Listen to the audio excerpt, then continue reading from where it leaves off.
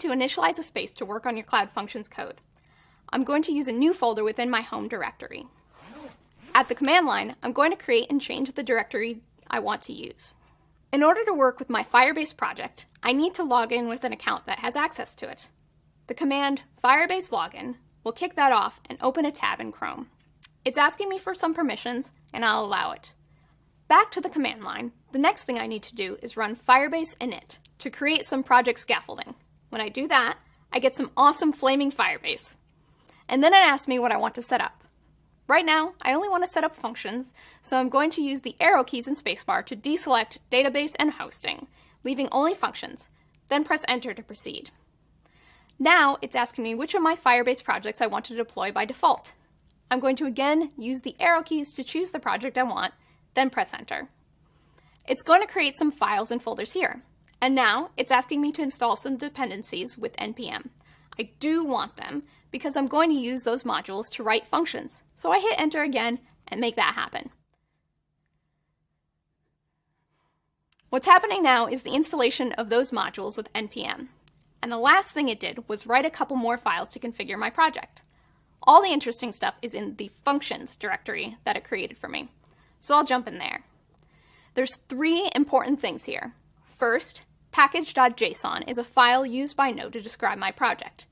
You can see here that it has dependencies for Firebase admin and Firebase functions. These were the modules that npm installed for me earlier, along with all of their dependencies. If I choose to install more dependencies, they'll show up here. Next, there's the folder called node_modules. This is where npm put all those modules from earlier. You can see there's a big chunk of stuff here. And there's one thing to bear in mind about this folder. You probably don't want to check all this into your project source control. npm is supposed to manage these for you. Since I don't want anything from this folder in my source control, I'm going to add it to a git ignore file so git won't bother with them. Now, the last file is index.js. This is the entry point for defining all your Cloud Functions. You will most definitely start writing code here. So I'll open that with VS Code. To make this tutorial easy, I'm just going to uncomment the function here that it created for me. Of course, it's a Hello World sample. Let's walk through what it does. First, it requires the Firebase functions module. This gives me an object stored in the variable called functions. You will use this a lot. Then, it exports a function called Hello World. It's implemented using the functions object from above, and it's an HTTP type function. HTTP functions let you respond to incoming web requests. When a web request occurs, my function triggers with a request and a response object.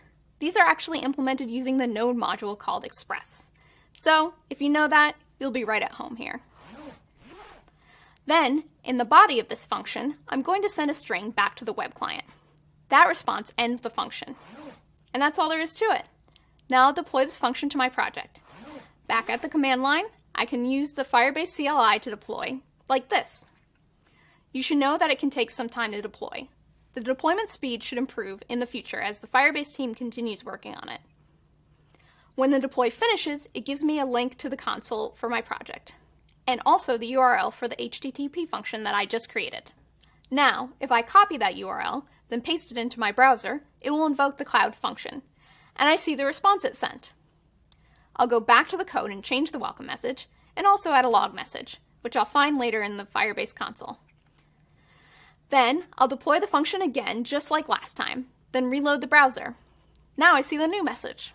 To see where that log message went, I can go to the console for my project, select Functions on the left, and choose to view logs for my Hello World function. And here, I can see my logged message. And that's your first Cloud function.